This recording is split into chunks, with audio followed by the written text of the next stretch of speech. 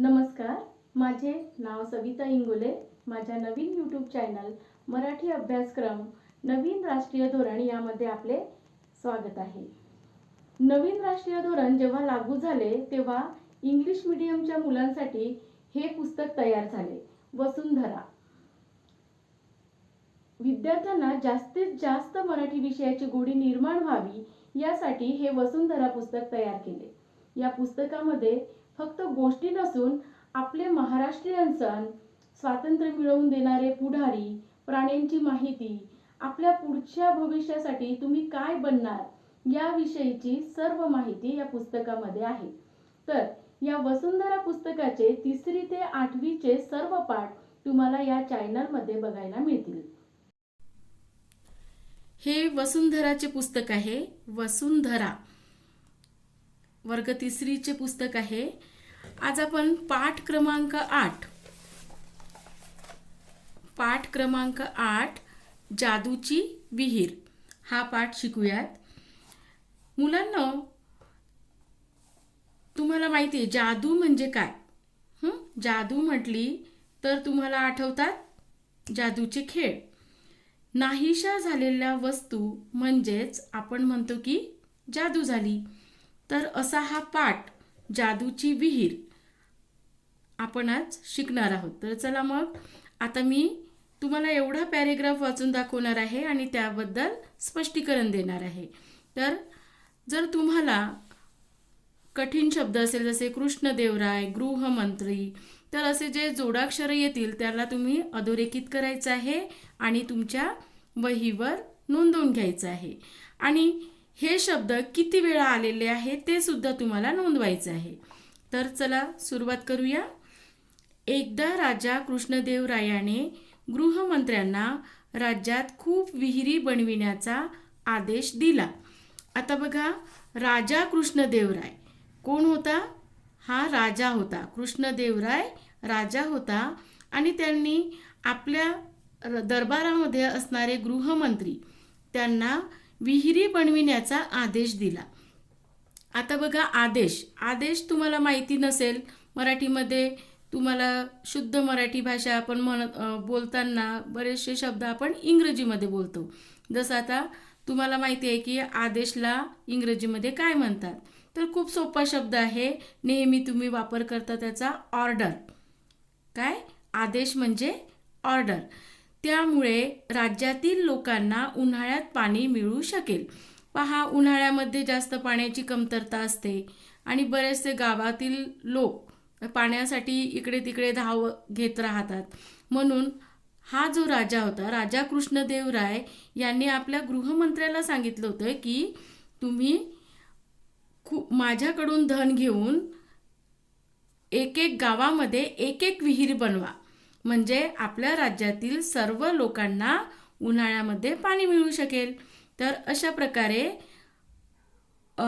राजा कृष्णदेवरायाने कोणाला विहिरी बनविण्याचा आदेश दिला? तर गृहमंत्र्यांना आदेश कोणी दिला? राजा कृष्णदेवरायाने. बरोबर. तर आता पुढचा पॅरेग्राफ बघूया. गृहमंत्रींनी ह्या कामासाठी राज्याच्या तिजोरीतून खूप सारे धन घेतले. आता धन म्हणजे काय? तर तेव्हा पैसे नव्हते. पैशाच्या स्वरूपामध्ये सोने होते, नाणे होते. तर अशा प्रकारे गृहमंत्रींनी राज्याच्या तिजोरीमधून काय घेतले? धन घेतले. धन म्हणजे सोने, नाणे किंवा अलंकार. अलंकार म्हणजे तुम्ही जे घालता गळ्यामध्ये, नाकामध्ये, कानामध्ये, माहिती आहे ना तुम्हाला. तर अशा प्रकारचं धन त्यांनी घेतलं. आता हे धन कोणाला द्यायचं होतं त्यांना? तर या चित्रामध्ये तुम्हाला दिसते आहे की बांधकाम करणारे लोक असतात. बांधकाम करणाऱ्या लोकांना हे पैसे द्यावे लागतात आणि पैशांच्या स्वरूपामध्ये त्यांना काय द्यावं लागत होतं?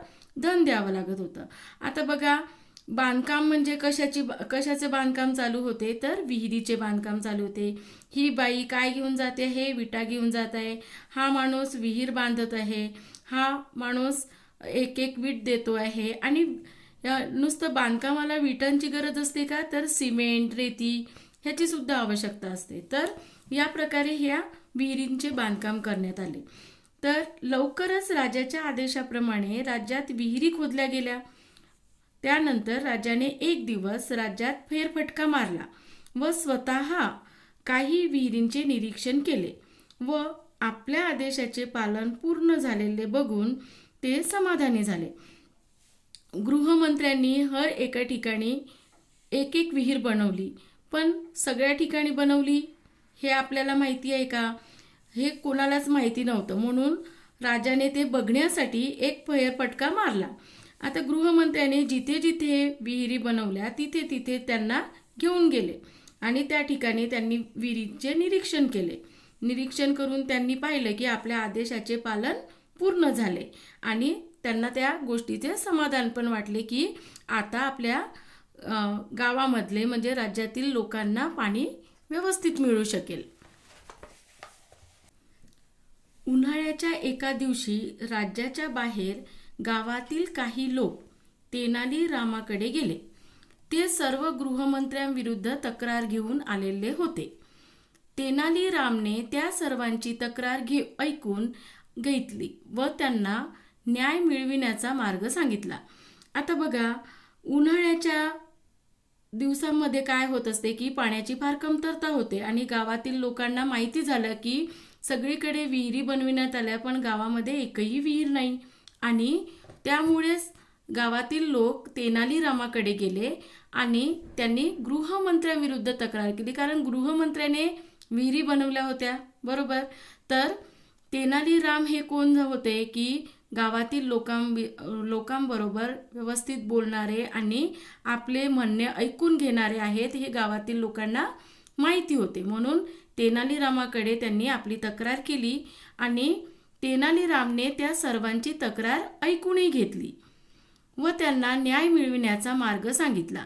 आता बघा, न्याय कोण देतो? राजा कृष्णदेवराय. मग आजच्या काळामध्ये न्याय कोण देतात? तर न्यायाधीश. मग आधीच्या काळामध्ये राजा हा न्यायाधीश, तर वकील कोण होते? मग तेनालीराम. तर तेनालीरामाने यांची तक्रार घेऊन कोणाकडे गेलेत? ते राजा कृष्णदेवरायांकडे. तर आपण समोरचं पॅरेग्राफ बघूया. दुसऱ्या दिवशी तेनालीराम राजाला भेटला व बोलला, महाराज, मला राज्यात काही चोर असल्याची माहिती मिळाली आहे व ते आपल्या विहिरी चोरत आहेत. यावर राजा बोलला, काय बोलत आहेस तेनाली? कोणी चोर विहिरी कसे काय चोरू शकतो? आता बघा, बरोबर आहे की नाही? विहिरी कोणी चोरू शकतात का? विहीर कुठे असते? जमिनीमध्ये. विहिरी जमिनीमध्ये असताना आपण तिला उचलू शकतो का? नाही. तर म्हणूनच राजा एकदम आश्चर्यचकित झाला आणि म्हणाला की काय बोलत आहेस तेनाली? कोणी चोर विहिरी कसे काय चोरू शकतो? तर महाराज, मला माहिती आहे की तुम्ही माझ्या बोलण्यावर विश्वास नाही ठेवणार, त्यामुळे काही गावकऱ्यांना माझ्यासोबत घेऊन आलो आहे. ते सर्व बाहेरच उभे आहेत. जर तुमचा माझ्यावर विश्वास नसेल तर तुम्ही त्यांना दरबारात बोलावून विचारू शकता. ते तुम्हाला सर्व काही सविस्तर सांगतील. तर तेनालीराम काय म्हणाले की महाराज, मला माहिती होतं की तुमचा माझ्यावर अजिबात विश्वास राहणार नाही, म्हणूनच मी काही गावकरी बाहेर उभे आहेत त्यांना मी सोबत घेऊन आलेलो आहे. तर तुम्ही जर माझ्यावर तुमचा विश्वास नसेल तर तुम्ही त्यांना विचारा. तुम्ही त्यांना दरबारात बोलवा आणि त्यांना सविस्तर काय आहे ते विचारा. ठीक आहे. राजाने बाहेर उभ्या असलेल्या सर्व गावकऱ्यांना दरबारात बोलविले. त्यातला एक जण बोलला, महाराज, गृहमंत्र्यांद्वारा बनविल्या गेलेल्या सर्व विहिरी गायब होत आहेत. तुम्ही प्रत्यक्ष बघू शकता. आता बघा, सर्व गावकऱ्यांनी दरबारामध्ये काय सांगितलं की महाराज, तेनालीराम जे बोलले ते खरंच आहे की गृहमंत्र्यांद्वारा ज्यांनी ह्या विहिरी बनविल्या होत्या त्या विहिरी हळूहळू गायब होत आहेत. आमच्या गावातली विहीर तर आहेच नाही. तर तुम्ही येऊन बघू शकता. प्रत्यक्ष येऊन बघितल्याशिवाय कसं कळणार? तर राजाने त्यांचे बोलणे ऐकले व लगेचच गृहमंत्री तेनालीराम व काही गावकऱ्यांना बरोबर घेऊन विहिरींचे निरीक्षण करायला गेले. कोण कोण गेले? राजाने त्यांचे बोलणे ऐकले आणि त्यांच्यासोबत कोण कोण गेले? गृहमंत्री, तेनालीराम व काही गावकरी त्यांच्यासोबत कुठे गेले? विहिरींचे निरीक्षण करायला गेले. पूर्ण राज्याचे निरीक्षण केल्यानंतर त्याला असे जाणवले की राज्याच्या आसपास गावातील अन्य ठिकाणी एकही विहीर नाही. राजाला हे समजल्याचे बघून गृहमंत्री घाबरला. बघा, राजाने पूर्ण निरीक्षण केल्यानंतर त्यांच्या लक्षात आलं की राज्याच्या आसपास गावातील अन्य ठिकाणी कुठेही ही विहीर नाही. आता राजाला हे समजलेले आहे. हे माहिती झाल्यानंतर गृहमंत्री घाबरणार की नाही? कारण गृहमंत्र्याला काय होईल? शिक्षा होईल. म्हणून राजाला हे समजल्याचे बघून गृहमंत्री घाबरला. सत्यस्थितीत त्याने फक्त काही विहिरी बनविण्याचे आदेश दिले होते व उरलेला सर्व पैसा त्याने आपल्या सुखसुविधांसाठी ठेवून घेतला होता. आता बघा, बरेचसे लोक असतात की काम जेवढं सांगितलं तेवढं काम करीत नाही. जसं आता तुम्हाला उदाहरण द्यायचं म्हटलं तर रस्त्यावरचे जे रस्ते बनवितात, लोक रस्ते बनवितात, तर ह्या रस्त्याचं काम तुम्ही काही दिवसानंतर बघितलं असेल की ते पूर्ण उखरून निघतात. म्हणजे त्याला भेसळ सिमेंट किंवा रेती अशा प्रकारे वापर करून ते आपल्याला फक्त दाखविण्यासाठी रस्ते बनवितात आणि काही दिवसानंतर जास्त वर्दळ असली किंवा पाऊस आला तेव्हा ते उखरून निघतात आणि रस्ते पहिले जसे होते तशाच प्रकारे रस्ते तयार होतात. तर हा उरलेला पैसा म्हणजे जो पैसा खूप दिला जातो सडक बनवण्यासाठी किंवा इतर कामासाठी, तर हे पैसे पूर्ण लावत नाहीत आणि बाकीचा पैसा जो जास्तीत जास्त पैसा असतो ते त्यांच्या खिशामध्ये ठेवतात आणि बाकीचा पैसा कमीत कमी पैसा तो असा वापर करतात. तर ह्या गृहमंत्र्यांनी सुद्धा तसंच केलं. विहिरी कमी बनविले, काहीच विहिरी बनविल्या आणि गृहमंत्र्याला कोणता आदेश दिला होता की जास्तीत जास्त विहिरी बनविण्यात याव्या, पण त्यांनी काहीच विहिरी बनविल्या आणि उरलेला जेवढाही काही पैसा होता तो त्यांनी त्याच्या सुखसुविधासाठी वापरून घेतला. आत्तापर्यंत राजाला तेनालीरामाच्या बोलण्याचा अर्थ समजलेला होता. ते गृहमंत्र्यांवर रागवायला लागले. तेव्हा तेनालीराम मध्येच बोलला, महाराज, या सर्वांमध्ये यांची काहीही चूक नाही. बघा, आता राजाला तेनालीरामांनी काय सांगितलं होतं की महाराज, आपल्या गावातल्या विहिरी कोणीतरी चोरत आहे.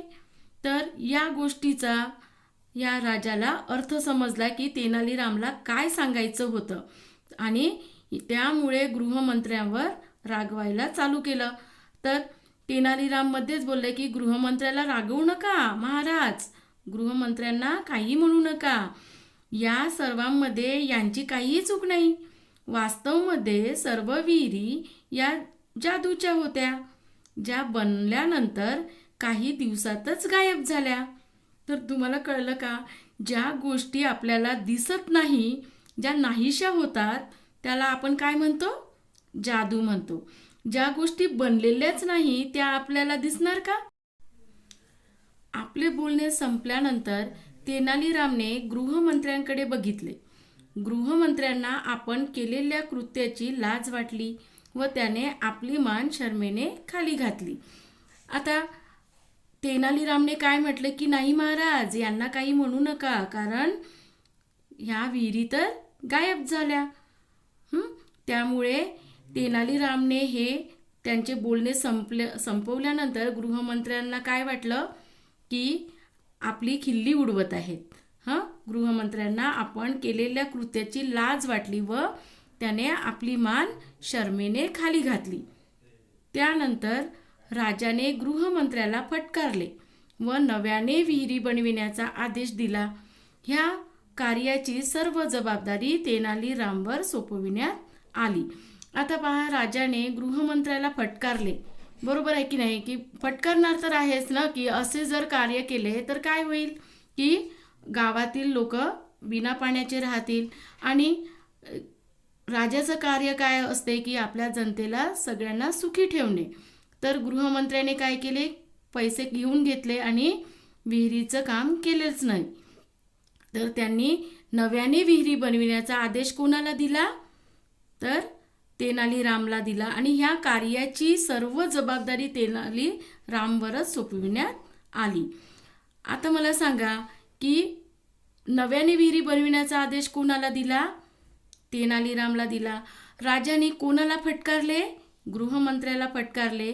तर अशी ही गोष्ट तुम्हाला परत वाचायचं आहे.